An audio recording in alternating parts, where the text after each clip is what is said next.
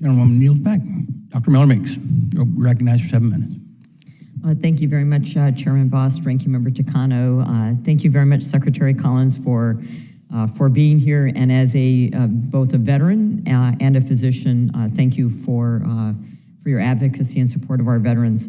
Let me also just start off before my question, echoing Ms. Brownlee's last statement about the team-based model in anesthesia care. As both a nurse and a physician, married to a nurse and a veteran, I would echo that sentiment that we want to deliver the best care to our veterans. The committee has heard about reports of a referral coordination initiative being used as a means to bring back care into the VA once a veteran has been referred to community care.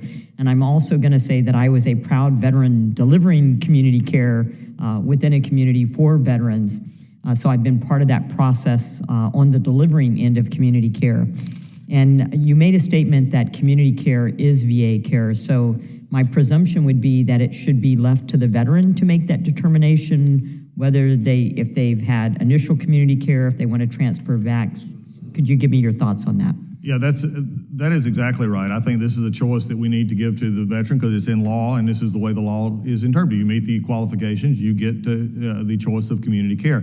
And I think that's one of the things that we've seen, though, unfortunately, in the last few years is, and this is a story I'll tell, and it's because it's very concerning to me, because unfortunately for some, the Mission Act and some internally in the VA seem to view the Mission Act as setting up an us against them scenario. The VA care versus community care, that the doctor's here and the doctor's there. In fact, it was unfortunate this past week, I was asked a question when I was traveling in Minnesota, in which somebody who was not happy with me, and that's normal. But we get it. They actually said to the reporter, and the reporter asked me the question, well, why would we need to keep all veterans in VA? VA has the quality care and the community doesn't.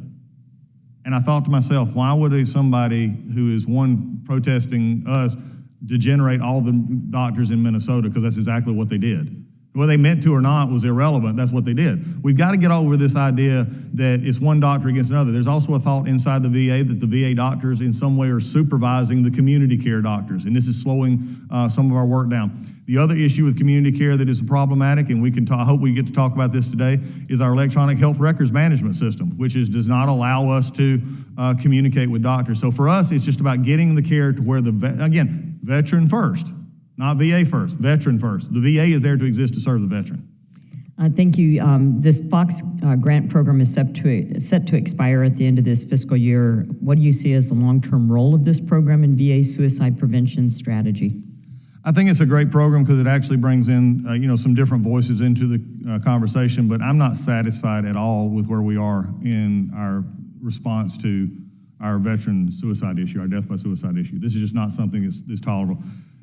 To the folks on this committee, and especially if you're new to this committee, just understand since 2008, our veteran suicide number has not changed.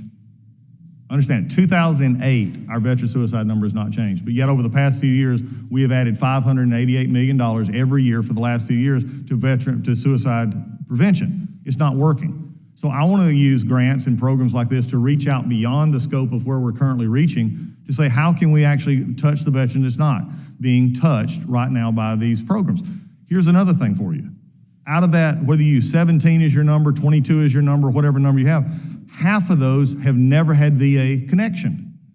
Half of them we've never had a chance to touch. So we've got to do better at using the grants, using our programs to go outside the normal bubble and use others to help get the word out.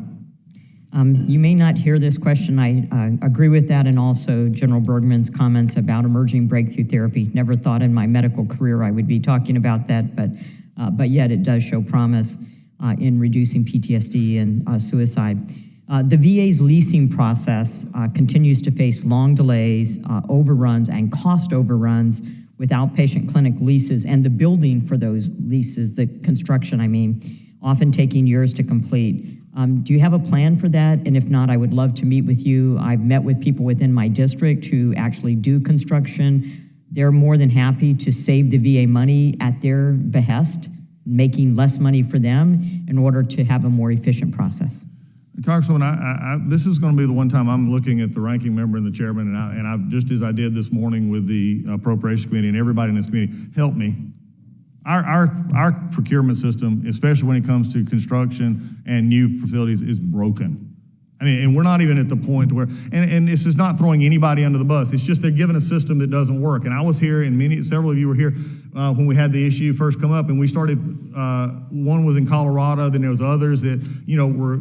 Right now, it's no reason, in all fairness, that it takes $1.6 billion to build a medical center. There's positions on this panel. Your local hospitals, in fact, in my hometown, just built a 100+, several hundred patient bed system. Put an OR in it, put an ER in it. They built it in less than 2 years, and it's a lot less cost.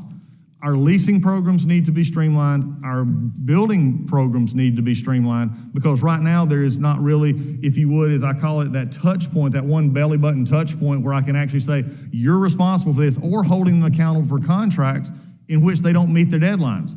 So I'm asking for help here on this one. Be happy to help you with that in our CHIP and Act. And then this is just a very, very minor thing, and I know it's minor, but I've had veterans in my district contact me and send me photographs of our VA hospital, which show a blank wall, and the photographs of the president and the vice president are not there. I know it's a minor issue. Is this something that comes from the VA, or how can I help these veterans and answer their problems? So if you could just address that quickly. And I know you gave me extra time, so. No, I appreciate it. No, they should have the pictures. There was a delay, and I think one of them was the vice president's picture was one of the delays. My picture, look, it's out there in the president's picture. It's very important to our veterans. I get those calls all the time. We're doing everything we can to get those pictures out and make sure. And this is a change to any administration. It needs to happen quicker. It doesn't most of the time. But I think it's being done as quickly as possible. Thank you so much. I yield back.